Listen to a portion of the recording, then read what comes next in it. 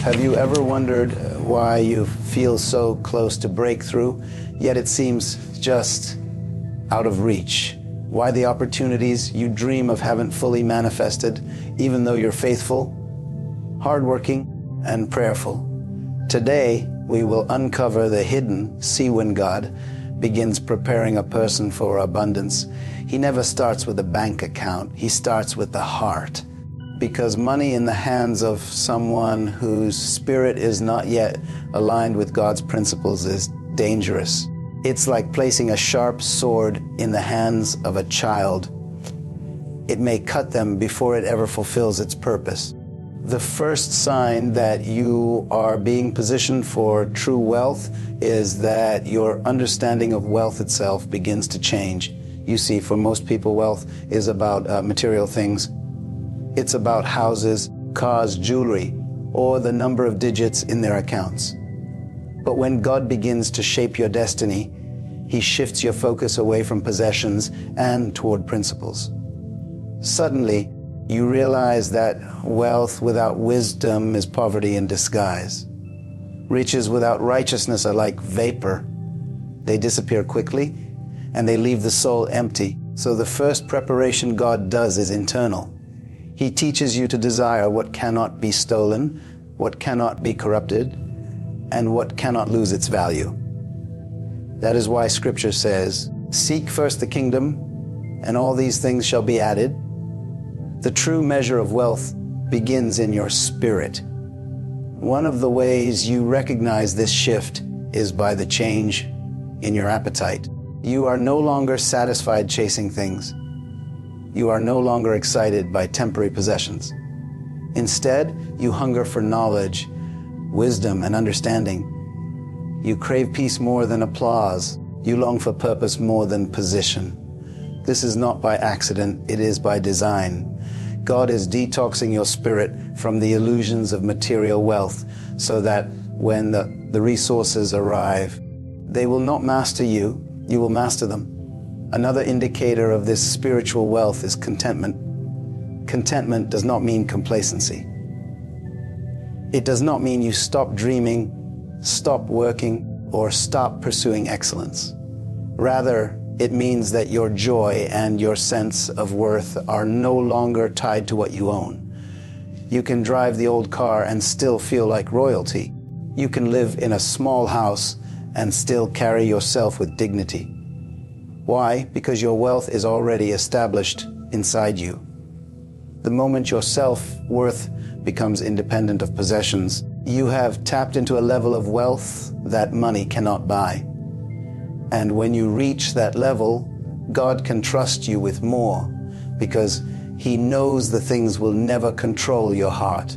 You also begin to see generosity differently. The truly wealthy in spirit are not afraid to give. They understand that giving does not reduce them, it multiplies them. A poor spirit hoards, but a wealthy spirit sows. When God is preparing you, He will often test your ability to give when it seems you don't have enough. Because if you can release what little you have, it means your trust is not in the resource, but in the source. Spiritual wealth creates a river mentality, not a reservoir mentality. A river allows blessings to flow through. A reservoir keeps it locked in. And God blesses rivers, not stagnant ponds. Another layer of spiritual wealth is vision. When you are poor in spirit, all you see is what is directly in front of you. The next bill, the next paycheck, the next temporary need. But when God enriches your spirit, your eyes lift to see legacy. You stop thinking about survival and you start thinking about generations. You begin asking questions like, what inheritance will I leave behind? What impact will my life create beyond my lifetime? Spiritual wealth teaches you to think bigger, to think long-term, and to think beyond yourself. And that is the mindset that attracts material wealth because resources are always drawn to vision. When you are truly wealthy in spirit, you also carry peace in situations where others panic. A person who is broke in spirit may have millions but still lose sleep at night. still fear loss, still live in anxiety. But when your foundation is spiritual wealth, you can face storms with calm assurance because you know your source is not the economy, not the stock market, not even your employer. Your source is eternal. That confidence, that unshakable trust, is a sign that God has already enriched you on the inside. And here is something powerful. Spiritual wealth attracts material wealth. People are drawn to those who walk in wisdom, peace, and purpose. Opportunities open for those who carry integrity and vision. Doors swing wide for those who know who they are in God and who do not compromise that identity for temporary gain. That is why God insists on preparing you in the unseen before He blesses you in the seen. He builds the inner foundation so that when the outer wealth comes, it will not destroy you. So the very first sign that you are being prepared for millionaire status in spirit and in life is not in the money that comes your way, but in the transformation of your values. You begin to love wisdom more than wealth. You begin to prize peace more than possessions. You start living with vision rather than mere survival. And you understand that true abundance begins inside, long before it shows up outside. When God prepares you for increase, He doesn't start by dropping a fortune into your lap. Instead, He begins to test how you manage the little. Many people pray for abundance. They pray for breakthroughs. They pray for elevation, but what they don't realize is that before heaven can release greater resources, it will first observe how you handle what's already in your hand. Discipline and stewardship are the silent classrooms of prosperity. Think about it. If someone cannot manage one room, why would they be trusted with a mansion? If someone cannot be faithful with $1, why would they be given thousands? The principle is simple. Faithfulness in the small qualifies you for the big. This is why God allows you to go through seasons where resources seem limited. He is not punishing you. He is testing you. He is shaping you to become a wise steward who knows how to manage increase without being destroyed by it. Discipline is the invisible backbone of wealth. Without discipline, riches slip through your fingers like water. Many people think their problem is a lack of money, but the truth is, the problem is often a lack of order. Money multiplies wherever order exists. Look at your daily habits, how you spend your time, how you organize your priorities, how you structure your thoughts. Discipline is not about restriction, it is about alignment. It means putting your life in order so that when greater opportunities arrive, you are ready to carry them. One of the first disciplines God teaches is the discipline of consistency. Can you keep showing up even when nobody is watching? Can you keep building even when the applause is not there? Can you keep sowing seeds even when the harvest seems delayed? This is how God measures your readiness. Wealth requires consistency because abundance is never built in a moment. It is the result of daily, faithful stewardship. A person who cannot be consistent in the little will always struggle to maintain much. Another critical area of discipline is financial stewardship itself. Before God allows a person to handle millions, He observes how they handle their few hundreds. Do you honor Him first with what you have? Do you budget wisely, or do you spend carelessly? Do you invest in growth, or do you waste resources on things that have no eternal value? The truth is, you don't wait until you become wealthy to act like a steward. Stewardship begins now, in your current stage, with whatever you have. Stewardship also extends beyond money. It is about managing your gifts, your talents, and your opportunities. Many people waste their gifts because they do not discipline themselves to refine them. They bury their talents under fear, laziness, or distraction, and then wonder why their lives feel stagnant. But when you understand stewardship, you realize that your gifts are seeds. And if you water them, sharpen them, and use them faithfully, they will open doors to rooms you never imagined you could enter. Discipline will also show up in how you manage your relationships. Wealth is not just financial, it is relational. God will watch how you treat people when you have nothing to gain from them. He will test your ability to build trust, to serve with humility, and to honor others. Because when increase comes, relationships become one of the greatest currencies you will ever possess. Many lose opportunities, not because they lack talent, but because they lack the discipline to cultivate honor and integrity in their relationships. Another part of stewardship is time. Time is the most valuable resource you have because once it is gone, it cannot be recovered. How you use your time reveals your level of discipline. Do you spend hours scrolling aimlessly? Or do you invest in learning, planning, and growing? Do you procrastinate on assignments that could elevate you? Or do you steward every moment with purpose? When God is preparing you, He will make you more conscious of time. You will begin to feel the weight of wasting it because your spirit recognizes that destiny is tied to how you use every hour of your life. Often, this preparation through discipline feels uncomfortable. It feels like restriction. It feels like God is holding you back, but in reality, He is training you. Just as an athlete cannot expect to win a championship without discipline and practice, you cannot expect to walk into abundance without the discipline of stewardship. God does not want you to only receive wealth. He wants you to maintain it, multiply it, and use it to fulfill His purpose. So when you find yourself in a season where God is pruning your life, where He is cutting away distractions, where He is forcing you to manage little things with excellence, don't despise it. That season is proof that you are being prepared for greater. Every disciplined habit you build is a foundation stone for your future increase. Every act of faithful stewardship is a seed that guarantees a greater harvest tomorrow. Wealth does not begin in your hands, it begins in your mind.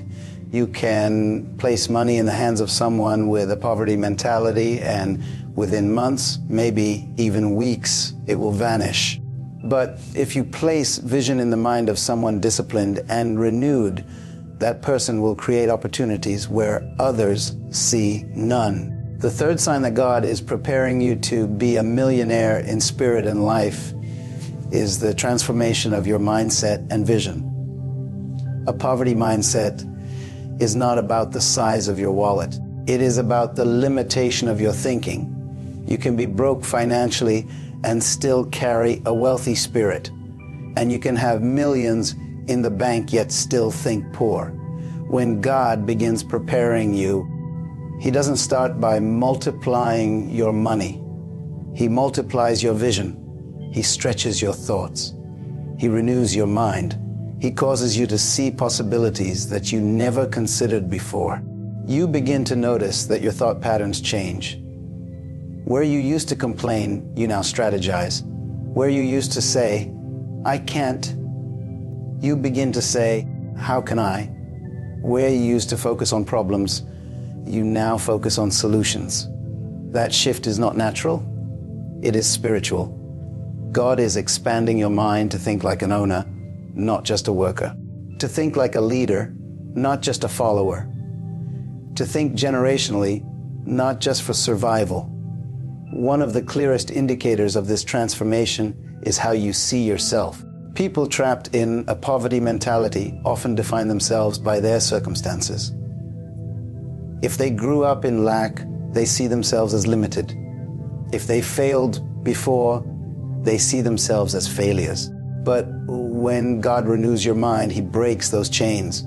You stop identifying yourself by your past and start identifying yourself by His promise. You begin to see yourself not as a victim of life, but as a vessel of purpose. And when you see yourself differently, you begin to carry yourself differently. Vision is another critical part of this preparation. Vision is the ability to see beyond what is present. It is the power to look at the desert and imagine a garden. It is the gift to look at a broken situation and imagine restoration. When God begins preparing you, He fills your heart with vision that is bigger than your current reality. You no longer just dream about paying bills. You dream about building schools, feeding communities, creating opportunities for others. That is how you know your mindset is being elevated. You stop thinking only about yourself and start thinking about legacy. This transformation also affects how you respond to opportunities. Someone with a limited mindset sees opportunity as too risky, too big, too impossible. But someone whose mind has been renewed sees opportunity as a divine invitation. They do not say, "I can't afford it." They say, "How can I afford it?" They do not say, "I don't qualify." They say, "What must I do to qualify?" Their language shifts from limitation to possibility. That language shift is evidence of a new mindset at work. When your vision grows, your environment may start to feel uncomfortable. You begin to realize that the circle you used to fit into no longer matches where you are going. Conversations that once entertained you now feel shallow. Activities that once consumed your time now feel like distractions. This is because vision separates you. It pulls you out of comfort zones and places you on a path of purpose. And while others may not understand this shift, you know deep inside that it is preparation. Another way this transformation reveals itself is in your appetite for learning. When your mind is being renewed, you suddenly hunger for knowledge. You want to read, study, and grow. You want to learn about investments, leadership, purpose, and influence. You no longer waste time on empty entertainment because your mind is being rewired to value growth over comfort. This is a sure sign that your spirit and life are being prepared for greater capacity. And with this new mindset comes responsibility. Vision demands accountability. You cannot think like a millionaire in spirit and continue to live with sloppy habits. You cannot carry a renewed mind and still cling to excuses. When your mind is transformed, you take ownership of your life. You stop blaming circumstances and start building solutions. You stop waiting for someone else to rescue you and begin to realize that God has already given you the power to create. This is why Scripture reminds us to be transformed by the renewing of our minds. Because the key to new levels of life is not just new resources, but new thinking. If your thinking changes, your life will change. If your vision expands, your environment will expand. If your mind is renewed, your destiny is renewed. So when you notice yourself thinking bigger, dreaming larger, and no longer being satisfied with survival, understand that this is not random. It is divine preparation. Your mindset is being molded into the shape of abundance. Your vision is being stretched to align with your calling. Your thoughts are being trained to see what others cannot see, so that you can achieve what others will never achieve. One of the greatest misconceptions about preparation is that it feels comfortable. People often assume that when God is preparing them for increase, life should get easier, doors should open quickly, and opportunities should pour in without resistance. But the reality is very different. More often than not, the surest sign that God is preparing you for wealth in spirit and in life is the presence of trials, delays, and tests that stretch you beyond your comfort zone. Delays can be some of the most frustrating experiences. You pray, you plan, you work, and yet the breakthrough seems to take its time. You begin to wonder if something is wrong with you, if perhaps you are being overlooked. But here is the truth: a delay is not denial. In fact, delay is often divine. It is a process of maturing you so that when the blessing comes, you will be ready to sustain it. What use would it be to receive something prematurely, only to lose it because your character wasn't strong enough to hold it? Delay is not God saying no. It is God saying not yet. Trials are another unmistakable sign of preparation. Trials refine you. They strip away what is unnecessary and strengthen what is essential. Look at gold. It is placed in fire, not because it is worthless, but because it is valuable. The fire does not destroy it. The fire purifies it. In the same way, the challenges you are facing are not proof that you are forgotten. They are evidence that you are being refined for greater responsibility. Every obstacle is an opportunity to develop resilience. Every disappointment is a chance to build endurance. Every closed door is training you to find another path. Tests also come in the form of people. Sometimes God will allow difficult individuals into your life as a way of shaping your patience and humility. Other times, He will place you under leaders who challenge you, stretch you, or even misunderstand you. These experiences are not random.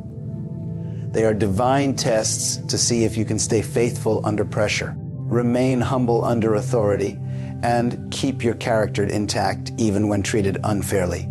If you cannot handle opposition at a small level, how will you handle it when the stakes are higher? Another form of testing is found in failure. Yes, even failure can be a divine test. Failure asks the question, will you quit or will you rise again? Will you allow a setback to define you, or will you use it as a stepping stone? Many of the world's most successful leaders failed countless times before their breakthrough. They were tested, and in those tests, their persistence was forged. Failure is not the opposite of success. It is part of the process. And then there are seasons of silence. Have you ever prayed, sought answers, and heard nothing? Silence can feel like abandonment, but in truth, silence is a classroom. It forces you to trust without evidence, to walk by faith and not by sight. In silence, God is testing the depth of your faith. Can you still believe when there is no visible sign? Can you keep walking when the path is unclear? That silence is preparation, because true wealth requires faith that is unshakable. When you look at every great figure in Scripture and history, you will notice this pattern. Before elevation came testing. Before promotion came trials. Before the crown came the cross. Preparation is always disguised as difficulty. This is why you should not despise your current season of struggle. Instead of asking, why me? Start asking, what is this teaching me? Because hidden inside every trial is the lesson required for your next level. Delays also protect you. Sometimes God withholds opportunities because He knows they would harm you in your current state. Imagine giving a child $1 million. What would they do with it? Without maturity, it would destroy them. In the same way, God delays certain blessings until your character, your mindset, and your discipline are ready. Delay is not rejection, it is protection. It is God making sure that what was meant to bless you does not end up breaking you. And while you walk through trials, you are not walking alone. In every test, God is present, even if unseen. His silence is not absence. His delay is not neglect. His trials are not punishment. They are tools of preparation. You may feel stretched, but stretching increases capacity. You may feel pressed, but pressing produces strength. You may feel delayed, but delay builds patience. Every test has a purpose, and every purpose leads to greater trust. When you begin to understand this, your perspective shifts. You stop seeing trials as curses and start seeing them as classrooms. You stop seeing delays as wasted time and start seeing them as seasons of growth. You stop seeing tests as punishments and start recognizing them as platforms that prove your readiness. When you look closely, you realize that preparation for true wealth is never random. It is intentional. It begins with God reshaping how you define wealth, teaching you that abundance starts in the spirit before it shows up in your life. He shifts your appetite, training you to hunger for wisdom, peace, and purpose more than possessions. That inner wealth becomes the anchor that makes every outward blessing secure. Then he introduces discipline, guiding you to steward the little things with faithfulness. The way you manage your time, your resources, your relationships, and your responsibilities becomes a silent test of your readiness. Every habit you form in these seasons of discipline is a seed for the harvest you have been praying for. Stewardship in the small is God's way of preparing you for stewardship over much. As he works on your discipline, he also transforms your mindset. You begin to think differently, speak differently, and see differently. Where others see obstacles, you start to see opportunities. Where others shrink in fear, you begin to dream in faith. Vision lifts you beyond survival and pushes you toward legacy. You are no longer satisfied with temporary gains because your eyes have been opened to generational impact. And through it all, you face trials, delays, and tests. But instead of breaking you, they shape you. Instead of crushing you, they refine you. Every delay teaches patience. Every trial builds resilience. Every test reveals the strength of your faith. These seasons of stretching are not proof that you are forgotten. They are proof that you are being prepared for more than you imagined. So if you find yourself right now in a season of shifting values, of discipline training, of expanding vision, or of testing and delay, take courage. These are not random struggles. These are the very signs that heaven is preparing you for abundance, not just the kind that fills your pockets, but the kind that fills your spirit, transforms your life, and leaves a legacy that outlives you. Yans that God is preparing you, not just for wealth in your bank account, but for a richness of spirit and life that overflows into every area of your destiny.